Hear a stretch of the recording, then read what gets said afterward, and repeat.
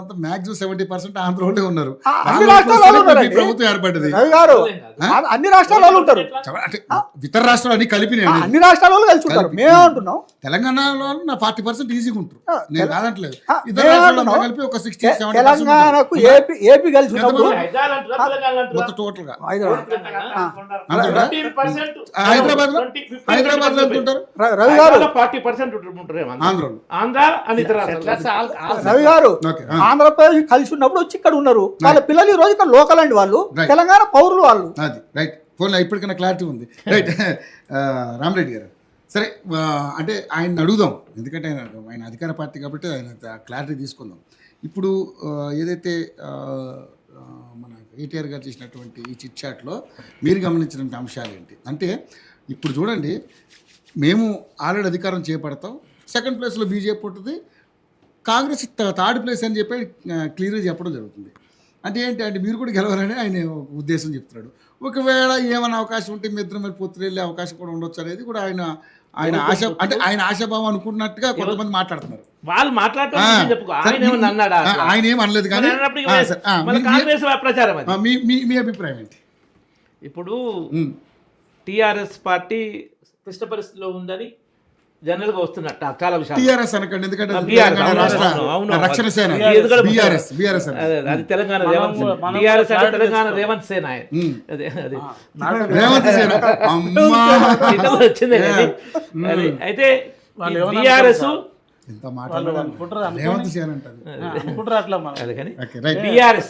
BRS party TRS నుంచి topic వచ్చిన బిఆర్ఎస్ మారి దేశంలో మేము అది చేస్తాం ఇది చేస్తామని ఏ ఒక్క రాష్ట్రంలో తెలంగాణ తప్ప ఒక్క ఎమ్మెల్యే సీటు కూడా పోటీ చేయలేదు.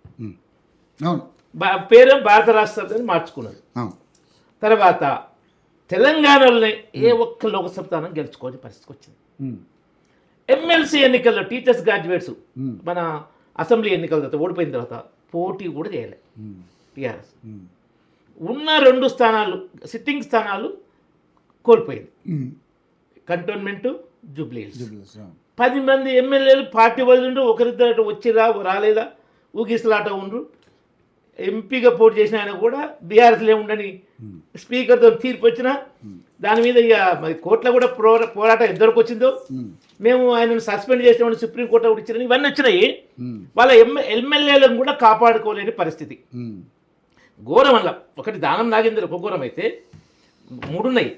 కడియంసి అని బిడ్డకు టికెట్ ఇచ్చి డబ్బులు కూడా ఇచ్చినట్టు కేసీఆర్ గారు తీసుకొని కాంగ్రెస్లో పోయిండు. కాంగ్రెస్లో నామినేట్ చేసాడు, బీఫామ్ తీసుకున్నప్పుడు. ఇంకొక 3వ వ్యక్తి, దేశంలో ఏ రాష్ట్రంలో పబ్లిక్ అకౌంట్స్ చైర్మన్ అనేది ప్రతిపక్ష నాయకులు ప్రతిపక్ష పార్టీకి ఇస్తారు. ఆ ప్రతిపక్ష పార్టీ అడిగి వాళ్ళు ఎవరికి ఏమంటే వాళ్ళకే ఇస్తారు పార్టీ చెప్పిన ప్రకారం. మల్లికార్జున ఖర్గేకి ఇచ్చినాం, మేము అధీర్ రంజన్ చౌదరికి ఇచ్చినాం, కేసీ వేణుగోపాల్కి ఇచ్చినాం కేంద్రంలో బీజేపీ పార్టీ ప్రభుత్వం. ఈయనేంది బీఆర్ఎస్ నుంచి కాంగ్రెస్లోకి వచ్చి ఎవరికైతే రేవంత్ రెడ్డే కండవ కప్పిండు కాంగ్రెస్ కండవ, ఇక దేవుడి కండవ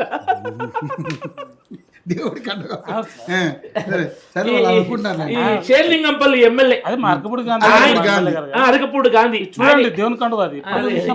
అదే కానీ ఆయన అదే ఎలక్షన్ టైంలో ఎమ్మెల్యే 2023లో మీరు పాకిస్తాన్ నుంచి వచ్చినా పర్వాలేదు, మీరు బంగ్లాదేశ్ వచ్చినా పర్వాలేదు, అన్నీ నేను చూసుకుంటాను. ఆ వీడియో కూడా వచ్చింది. ఆయనను కాంగ్రెస్ లో చేర్చుకున్నాక ఆయనకి ఏదంటే పబ్లిక్ అకౌంట్ చైర్మన్ ఇచ్చారు. ఎందుకంటే కాంగ్రెస్లో ఎట్లాగా అవినీతి ఉంటుంది, వేరే పార్టీలో ఉంటే దాన్ని ఎండగడతారు.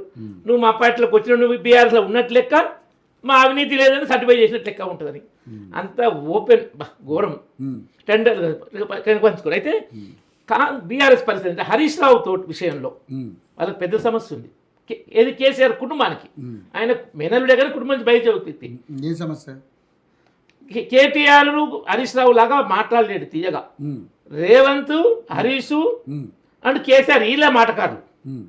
కేసీఆర్ మాటల్లో కొంచెం పొగరబొత్తనం వస్తుంటది కేటీఆర్ మాటల్లో, అది జనరల్ నచ్చదు పబ్లిక్ అంతా. వీళ్ళలాగా మాట్లాడలేడు కాబట్టి నా కొడుకు ఎప్పుడైనా వీడు పోతే పార్టీని మొత్తం నాకు తన చేతిలో పెట్టుకుంటారని కేసీఆర్ ప్లాన్ గా ఫామ్ హౌస్ లో ఉండి ఎప్పుడైతే కేసీ ఆయనకు హరీష్ రావు గుప్పిట్లో పోతే అనుకున్నప్పుడు బయటకు వస్తుండు. బయటకు వచ్చి మీటింగ్ పెడితే అప్పుడు ఆ మీటింగ్ హరీష్ రావు డుమ్మ కొడుతుండు. ఓహో. పార్టీని తన గుప్పిలోకి తెచ్చుకోవాలి ఉండాలి. బిడ్డను బయటికి పంపించింది ఫస్ట్ కేసీఆర్, తర్వాత కేసీఆర్ లిమిట్ దాటిపోయింది ఆమె. పోయి నువ్వు హరీష్ రావు నక్కలు గుంట నక్కలు తిట్టు, ఆయనను టార్గెట్ చేసి వీకెండ్ చేస్తే మీ అన్నకు ఫ్యూచర్ ఉంటే నీకు ఇచ్చేది ఇస్తామన్నట్టు. ఓహో. ఇది ఎజెండా. ఇది ఎజెండా. ఇదంతా తండ్రి కూతురు కలిపి కూడగడుకునేటువంటి పెద్ద పథకం. కేసీఆర్ ఎప్పుడు ఐడియల్ ఉండడు, ఫామ్ హౌస్ లో ఉన్నట్టు ఉట్టుకుంటాడు, స్కెచ్లు వేస్తుంటాడు, చాలా సుదీర్ఘ చాలా పెద్ద స్కెచ్లు వేస్తుంటాడు. ఆ స్కెచ్ అప్పుడప్పుడు ఈమె కవిత కంట్రోల్ ఉండదు. ఆమె ఇప్పుడు ఇంతకుముందు రేవంత్ రెడ్డికి పరిచయం ఉండే ఇక ఇక్కడ ఇది ఎట్లా వస్తట్లేదు ఆయనతో. ఇప్పుడు కాంగ్రెస్ చరిత్ర ఏంటంటే పర్టికులర్లీ రాజశేఖర్ టైం నుంచి అది ఎందుగా అధికార పార్టీ మీద వ్యతిరేక ఓటు వేరే ఫ్రెండ్లీ పార్టీని పెట్టి చీల్చాలి. ప్రజారాజ్యం పెట్టి 16% 17% ఓటు చీల్స్తే 9% ఓట్లు కాంగ్రెస్ తగ్గినా అధికారానికి సెకండ్ టైం వచ్చారు, తగ్గినా అధికారికి వచ్చారు. అట్నే ఇప్పుడు కవిత ద్వారా మొదటి వీకెండ్ చేసిన తర్వాత రేవంత్ రెడ్డిని తిట్టించి యాంటీ కాంగ్రెస్ ఓట్లు చీల్స్తే ఓ స్కెచ్ ఉండొచ్చు. వీళ్ళకి పరేషాన్ చేయాలి, చీల్చలేమో కానీ ఈ కల్వకుంట్ల కుటుంబానికి పరేషాన్ పెట్టాలి. ఈయన పంపించిన ఏజెండాను ఈయనకే రివర్స్ కొట్టాలి. దాంట్లో ఉంది ఆ ఎడేక్లో ఉండ్రు. వీళ్ళకి ఎవరు గమనిస్తుండ్రు, వీళ్ళు ఎట్లా పోటీలకు వస్తారు. ఇప్పుడు ఇంకో ఈ 2 యాత్రలు టేకప్ చేస్తున్నారు. కేసీఆర్ బస్ యాత్ర, కేటీఆర్ పాదయాత్ర. ఎందుకు? ప్రజల కోసం కాదు, అధికారంలోకి వచ్చిన విషయం ఫస్ట్ ఎజెండా కాదు. హరీష్ రావుని పక్కకు జరపాలి, ముందు అడ్డంకు తొలగించుకోవాలి. హరీష్ రావుని పక్కకు జరపాలంటే మీ ద్వారాలు తెరుచుకున్నాయి, మీ ద్వారాలు మా ద్వారాలండి, మీ ద్వారాలు తెరుచుకున్నాయి. వెల్కమ్. హరీష్ రావును బీజేపీ తీసుకోదు, పక్క రాసుకోవచ్చా? రాసుకోవచ్చు. అలాంటి క్యాండిడేట్స్ తోని రేవంత్ రెడ్డి వస్తా అంటే నేనున్న మీటింగ్ లో రఘునందన్ రావు గారికి ఇట్లా అంటుందంటే ఓటుకునే కేసు డైరెక్ట్ కెమెరా ముందు దొరికిపోయిన కేసు అలాంటి వాళ్ళని మనం ఎట్లా తీసుకుంటామని డాక్టర్ లక్ష్మణ్ స్టేట్మెంట్ ఉన్నప్పుడు డాక్టర్ లక్ష్మణ్ మీ పార్టీలో దోపిడి దొంగలు రేపులు చేసిన లేరా?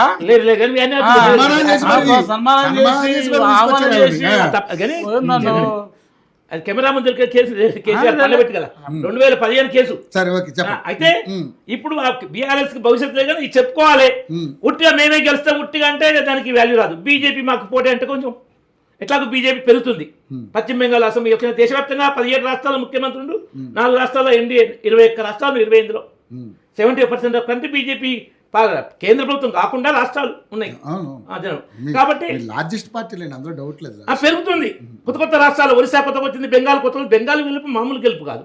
సో కాబట్టి తెలంగాణ పబ్లిక్ లో వస్తుంది. ఇన్ని రాష్ట్రాలు వచ్చింది, 3 సార్లు కేంద్రం వచ్చింది. మీరు బెంగాల్ గెలుపు మామూలు గెలుపు కాదు అని అనకండి. మళ్ళీ మీ మీద గెలిపేనా అంటారు. మళ్ళీ ఎందుకు వచ్చిందండి? మనకి గెలిచాం అంతే, అలా అనండి. రిజల్ట్స్ ప్రకారం 2/3 మెజారిటీ 77 నుంచి 207 అది బట్టి చెప్తాము తప్ప మేము వేరే మాటలు కానీ చెప్పాము. 77 నుంచి 208కి వచ్చినాం. ఒకటి ఫలితా తర్వాత కదా. ఆమె మమతా బెనర్జీ 80 చిల్లర గెలిస్తే అది కూడా ముక్కలు అయిపోతుంది. ఇప్పుడు ఆమె నియంత్రణతో కంట్రోల్ పెట్టుకుంది, ఓటు బ్యాంక్ ఉంది నియంత్రణతో. పార్టీకి సిద్ధాంతం లేదు, ఒక కాన్ఫిడెన్స్ లేదు. ఇప్పుడు ఆమె కాంగ్రెస్ లో పోతాం, కాంగ్రెస్ వాళ్ళు రమ్మంటారు. నీకు సత్యనారాయణ పెళ్లికి వచ్చిందే కట్నం, నీ పరిస్థితి నా పరిస్థితి. బీజేపీ ఏంటంటే ఇప్పుడు తెలంగాణ ప్రజలకు భవిష్యత్తులో మేము పెట్టబోతున్నాం మార్పులు. బీజేపీ ఫేవర్లు ఏమొస్తున్నాయంటే first GHMC elections, Uttar Pradesh elections అవన్నీ వేరే ఉంటాయి. జిహెచ్ఎంసీ ఎలక్షన్స్ లో బీఆర్ఎస్ పోటీలో ఉండదు. Minority vote bank vote support ఉన్నప్పుడు ఎమ్మెల్యేలు మాక్సిమం ఒక బీజేపీ ఒక ఇది తప్ప, రాజా సింగ్ తప్ప, ఎంఐఎం తప్ప ఎవరికి వెళ్ళాలి మొత్తం బీఆర్ఎస్ ఎమ్మెల్యే ఎలక్షన్స్ లో. ఎంపీ ఎలక్షన్ లో కనీసం ఇక్కడ సెకండ్ ప్లేస్ కూడా లేదు, జీరో కదా. ఇక్కడ సెకండ్ ప్లేస్ కూడా లేదంటున్నా. 10 లక్షల ఓట్లు వచ్చిన మన మల్కాజ్గిరిలో 3 లక్షలు పడిపోయింది ఎంపీ ఎలక్షన్లకు. సో అది ఎందుకంటే మైనారిటీ ఓట్లు బీఆర్ఎస్ నుంచి కాంగ్రెస్ షిఫ్ట్ అయ్యింది. ఇప్పుడు అధికారంలో కాంగ్రెస్ కాబట్టి మనం కాంగ్రెస్ తో, కాంగ్రెస్ కూడా కాంగ్రెస్ అంటే ముస్లింలు, ముస్లింలు అంటే కాంగ్రెస్. ఇప్పుడు జిహెచ్ఎంసీలో బీఆర్ఎస్ కి ఏమాత్రం అవకాశం లేదు. సింగిల్ లాస్ట్ టైం కాంగ్రెస్ 2 వచ్చినాయో, ఇప్పుడు 150 300 చేసి అంటే 2 డబల్ చేస్తే 4 5 వస్తాయి అంతే. దాంతో ఇంకా అలా అంటున్నారు. మరి సిటీలో వచ్చిన స్థానాలన్నీ కూడా 39 స్థానాలన్నీ కూడా సిటీలోనే కదా సార్ వచ్చింది. మొత్తం అంతా హైదరాబాద్ అప్పుడు అధికారంలో ఉంది హైదరాబాద్ అప్పుడు 24 మైనారిటీస్ మొత్తం బీఆర్ఎస్ తో ఉండ్రు అధికారం పోయినాక లోక్సభ మొన్ననే కదా.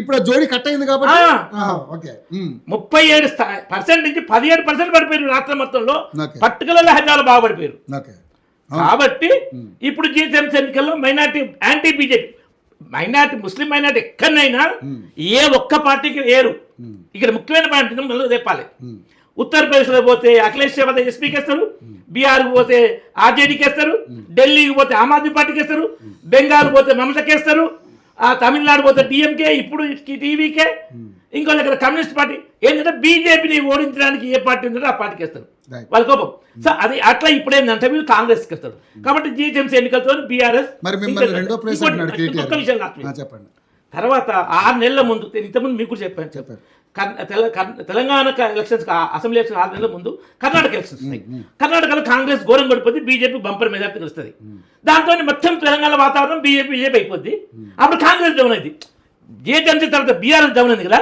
కాంగ్రెస్ బీఆర్ఎస్ లెవెల్కి వస్తుంది మెయిన్ ఫస్ట్ ప్లేస్ లో బీజేపీ బంపర్ మీదకి వస్తుంది సెకండ్ ప్లేస్ ఎవరు అనేది ప్రశ్నార్థకం